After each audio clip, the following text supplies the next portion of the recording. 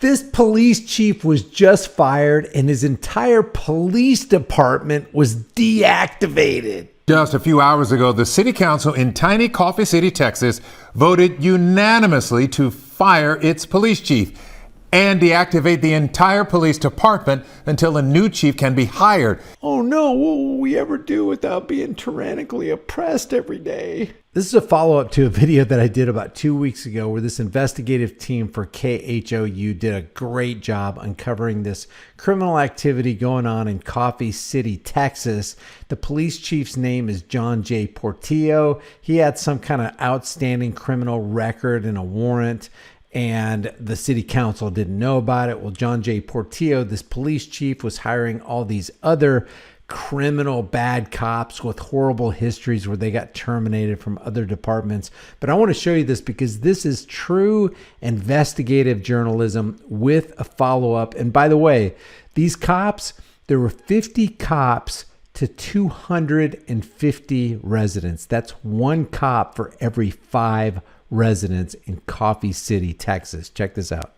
Up first tonight, breaking news from the KHOU 11 Investigates team. Just a few hours ago, the city council in tiny Coffee City, Texas, voted unanimously to fire its police chief and deactivate the entire police department until a new chief can be hired.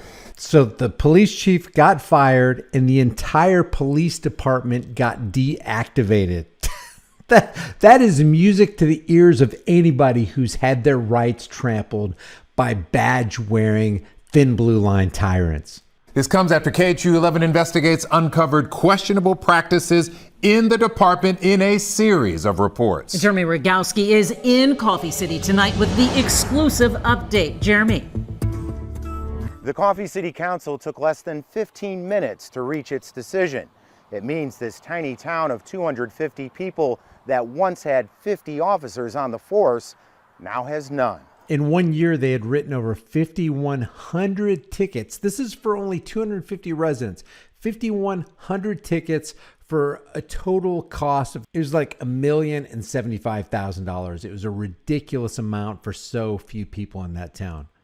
Coffee City Council members took swift and serious action after. Look at it's the city council right there. They got these lifetime folding tables and these chairs. It's just funny. After what KHOU 11 Investigates uncovered, a police department that routinely hired cops with troubling work histories, hired by a chief, John J. Portillo.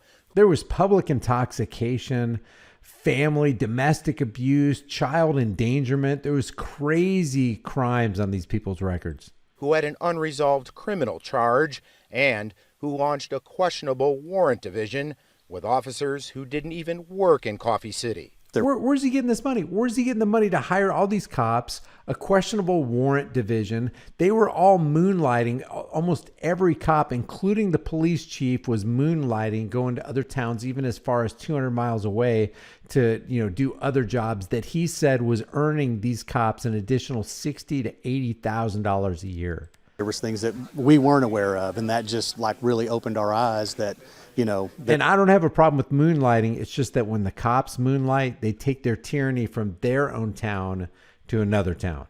There's major changes that have got to be made and made quickly. This is the man who hired them. Chief John J. Portillo quadrupled the department's size since he took the job 2 years ago. He says to provide 24/7 coverage for the town. Why would you hire so many people with all these red flags? There's more to just what's on paper. And that's where I rely on my captain and my background investigators to go in and dig and say, hey, what's the truth behind this? The chief says criminal charges were often dismissed, dishonorable discharges overturned. He claims most applicants hired got on the wrong side of agency politics. If you go back to the totality of a lot of these officers' stuff, I would say 75%, or if not more, they're being retaliated against from their agency. Retaliate? Mm-hmm. Why would you take a chance, Chief? I try to look at the good in everybody, and I believe everybody deserves an opportunity. You give a lot of opportunities. Yes, we do. Yes, we do. He gives a lot of opportunity to potential boys in blue, but he's not going to give an opportunity to me and you. The opportunity to wear a badge allows his officers to work extra jobs, which can mean real money. $50 an hour or more. I mean, let's not hide it from anybody. They're making probably about 80 to 100,000 a year doing that. Portillo had tried to email his resignation before the meeting, but council members refused to accept it. And He tried to get this guy right here. It's like, hey, I'll tender my resignation right now. Let's see. And they wouldn't accept it because they're like, no, we don't accept that you quit. You're fired. outright fired the chief. And in a bombshell move, it also voted to deactivate the department as a whole. We just felt it was best to basically terminate the program. That way we were able to go out, find a new chief, let him do all the proper evaluations and determine if he wants to rehire anybody or just start from scratch. Terminate the program. So you got Coffee City out there until they hire this new police chief, who's in turn going to hire, better officers. You got Coffee City.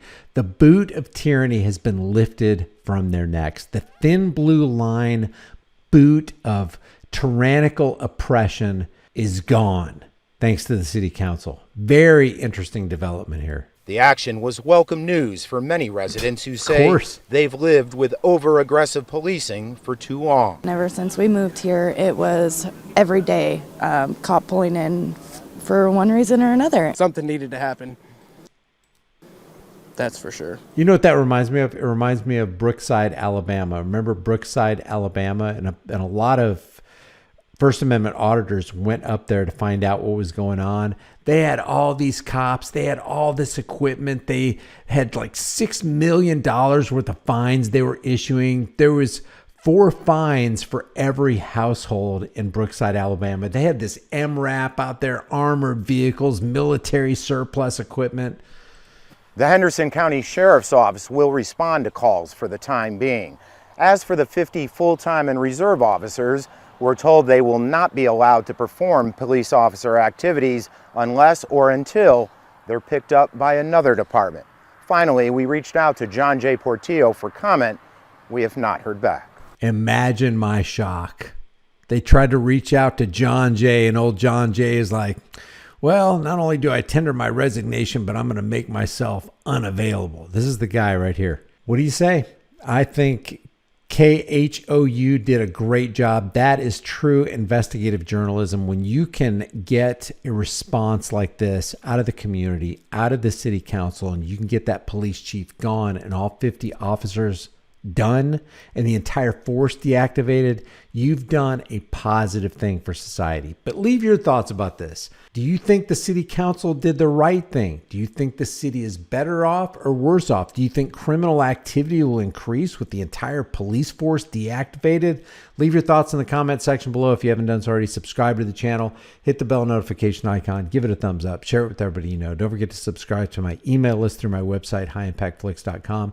If you want to support the channel further, the links are in the description. Become a channel member. Grab a hard-hitting conversation starting design like this one right here. Government is 2 words, governo and mentis, to control the mind, or mind control. That's what government is. They want to control your mind through the social engineers and the psychological operations that they have and the dragnet that they're trying to lay for you. Remember, the 9 most terrifying words in the English language are, I'm from the government and I'm here to help.